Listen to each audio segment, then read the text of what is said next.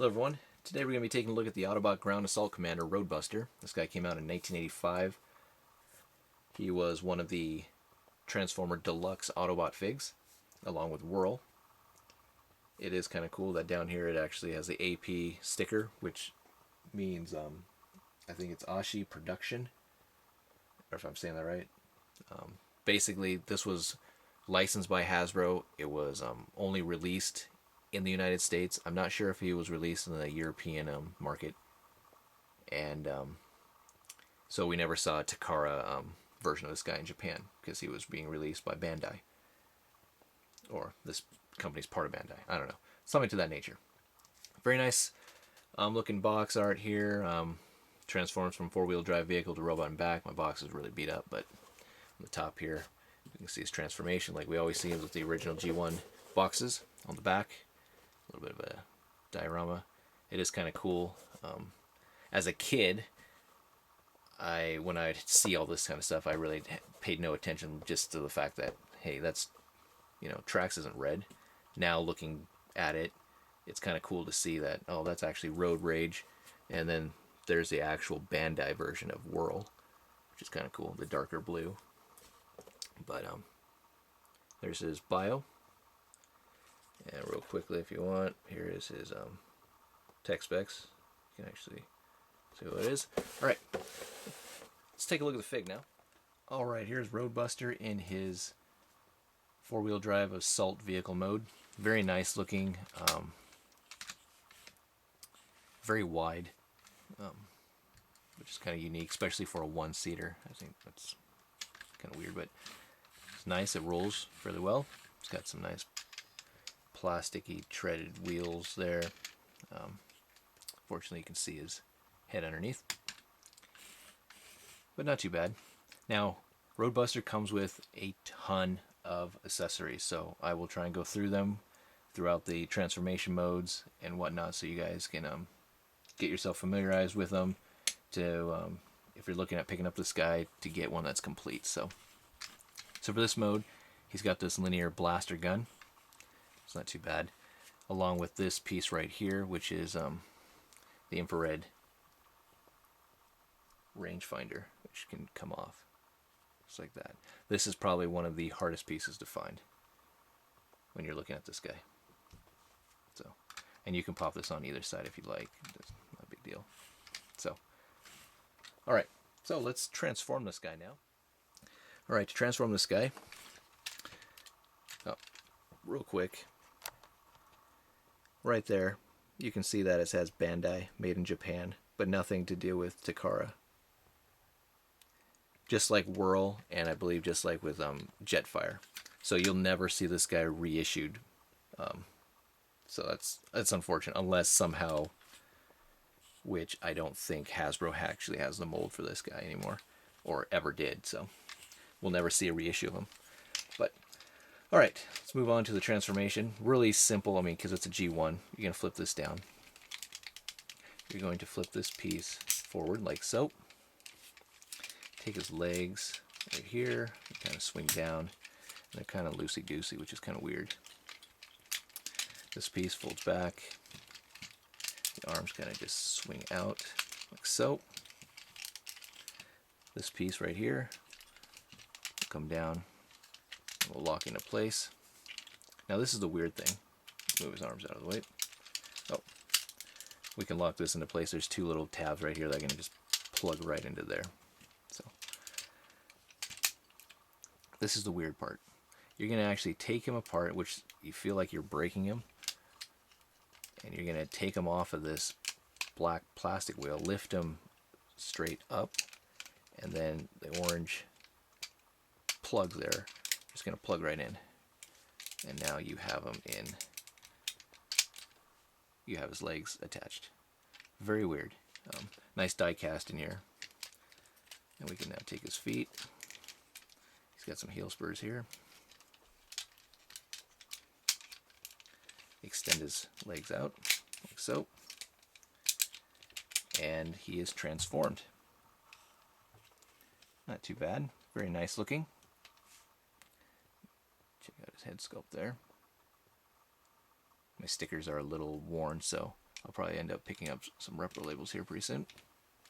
And he's got some nice details that we saw even in the vehicle mode. Alright, real quick before I get all the rest of the accessories on, let's go over articulation. Now, he's a G1, so it's all going to be in his arms. So he's got rotation to about there because he hits this part, and that's it. Nothing in the head. He does have a wrist swivel, which is kind of unique. And I'm sure I could have probably used it in the transformation, I don't know, but nothing in the legs, unfortunately. So that is it. Alright, now all of his accessories here, and he's got a ton, but they're really cool. He comes with these little bits right here, these little 2 orange bits. Now they're actually wheel covers for here, so that's pretty cool. What we're going to do is basically it's just going to attach right onto the wheel there, like so. So it just covers up the wheel. Do the same thing to the other side. Not too bad.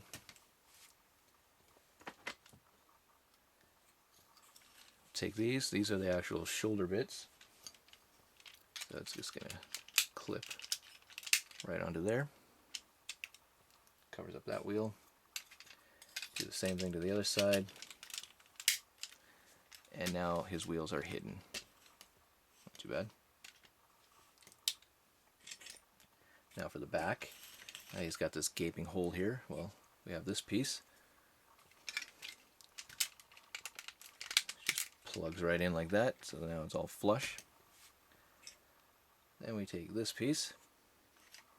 Now, this is combined of a whole bunch of other accessories, so these pieces right here can actually come off, so it's another little piece that you want to find. Same thing on the other side.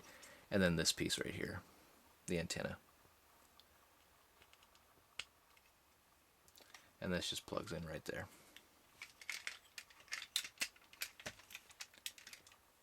And there we go.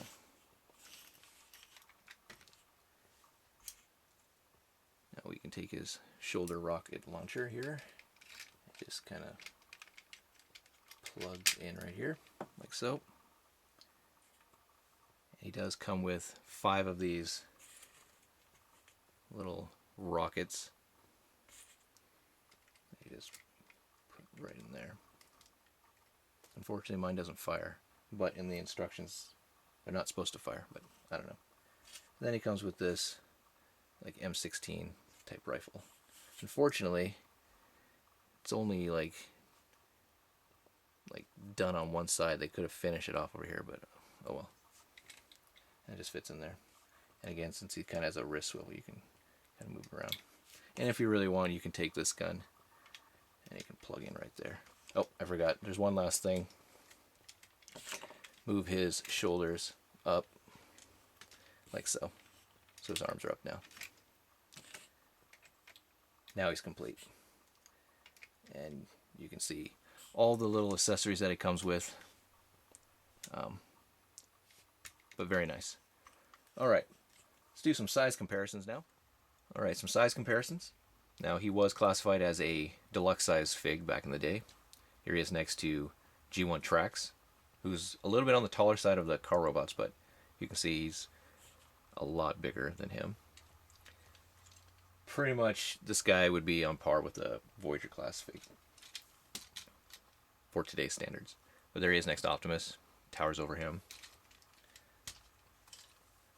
The Generations Roadbuster, which kind of a disappointment. I wish they would have done a little more with this guy, but oh well. And the Fans Project Warbot Defender, if he'll stand for me, along with Warbot Assaulter. They look pretty good together. I'm looking forward to getting the Demolition Crew one of these days. And lastly, let's put them next to some Voyager class figs like Generation Springer and Sandstorm. So they actually fit pretty well with each other. So pretty nice. Alright, final thoughts on this guy real quickly. Sweet fig. I wish I had this guy as a kid. This guy is absolutely fantastic.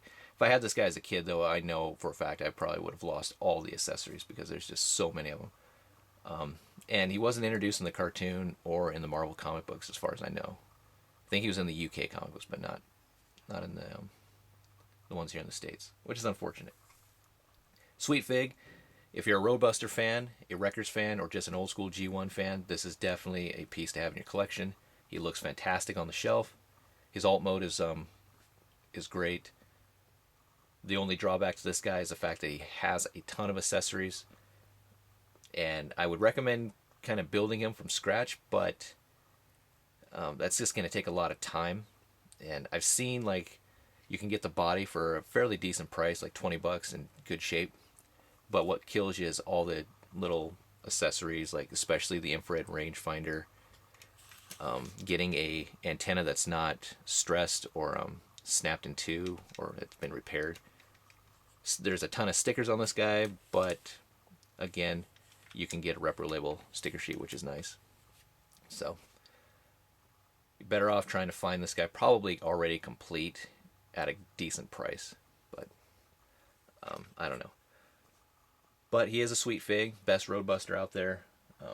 So this has just been a quick look at the Transformers Deluxe Roadbuster from the 1985 series. Thank you for watching, guys. Stay tuned for more. Take care, and I'll talk to you guys later. Bye.